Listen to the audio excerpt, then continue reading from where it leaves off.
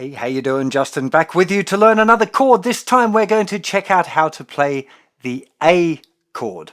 Now, it's worth bearing in mind at this point, if you're new to the whole guitar thing, that you're going to find these chords really difficult the first little while. Okay, the first week or two, it's going to feel really impossible. Like, I can't do it. This is just too hard. I'm not built for playing guitar. Pretty much everyone feels like that, and that's okay. Don't really worry about it. It just takes a little bit of perseverance, making sure you stick with your practice and practicing, hopefully, the right thing. So let's go and have a look at our A chord.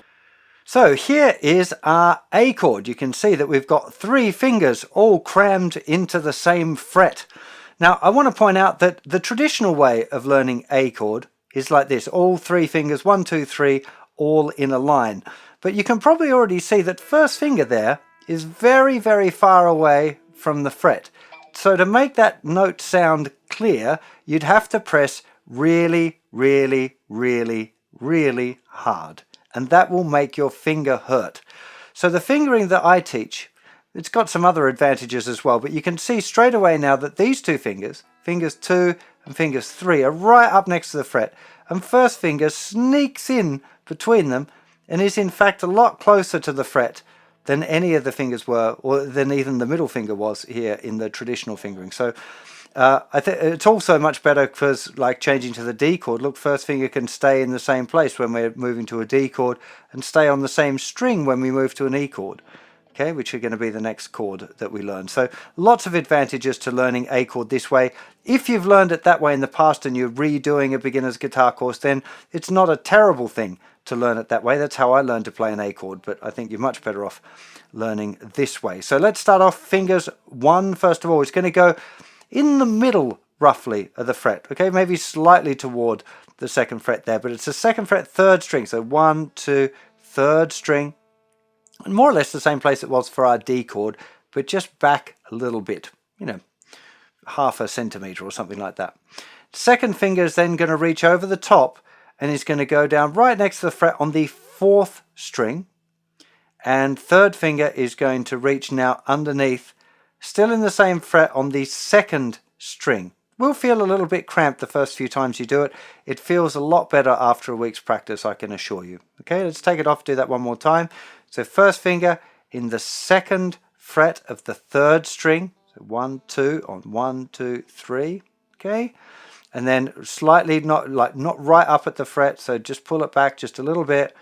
Then 2nd finger will reach over right up next to the fret, 2nd fret, 4th string, 3rd finger, 2nd fret, 2nd string. Now we're not playing the thicker string for the A chord, so we start by testing out the 5th string. If that's not ringing out correctly, it's almost certainly 2nd finger being a little bit too high and muting it. So make sure you're using the tip of the 2nd finger there, and it's not sitting too high and muting the 5th string. Now we go on to the 4th string, which is the note played here by the 2nd finger. If that note's not ringing out clearly, it's almost certainly that you're not pressing hard enough, okay? Because the position reaching over the 1st finger there, it has to be right up next to the fret. You might find if you've gone too far that it starts to sound a little dead. Not buzzy, but just dead. So here's the good note. Here's it. If you cross over too far, it goes a bit dead. So just behind is what you want that one to be.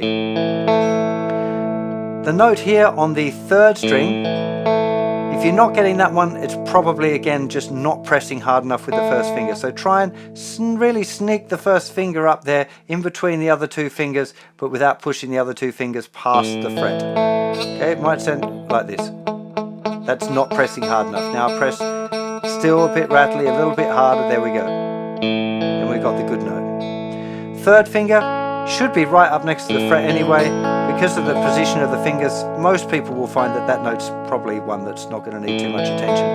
Should be okay. Although the hardest one is to follow, which is the thinner string. Now the 3rd finger, all of the fingers are cramped up, and especially if you've got big hands, it's going to take a little bit of fiddling around with the hand position to get this one ringing out nice and true. The most common problem by far with the A chord is the 3rd finger just laying slightly over too far and muting the thinner string.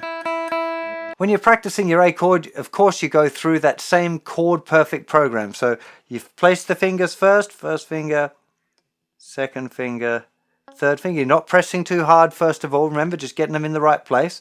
And then we do a strum. And then we try and figure out what went wrong and reposition things. So that one, tip of the second finger come down a bit there. That one's okay. That's not ringing out at all. So first finger, let's get that snuck up. Third finger's okay.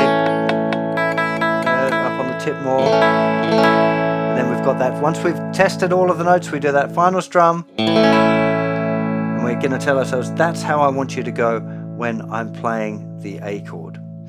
The best way of practicing this chord, and every chord in fact that you learn in the future, is a little bit often. Try and avoid the temptation of spending ages on the one chord, pressing down real hard all the time, giving yourself finger pain, not in doing any of the other fun stuff that you could be practicing.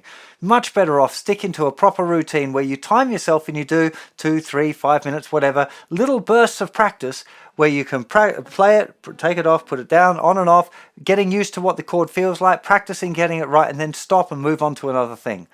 Okay, or have a little break, give your fingers a bit of a rest. Don't feel that pressure of like really going hard on learning a particular chord. Actually, the benefits are a lot less than the benefit that you'll get from small amounts of regular practice.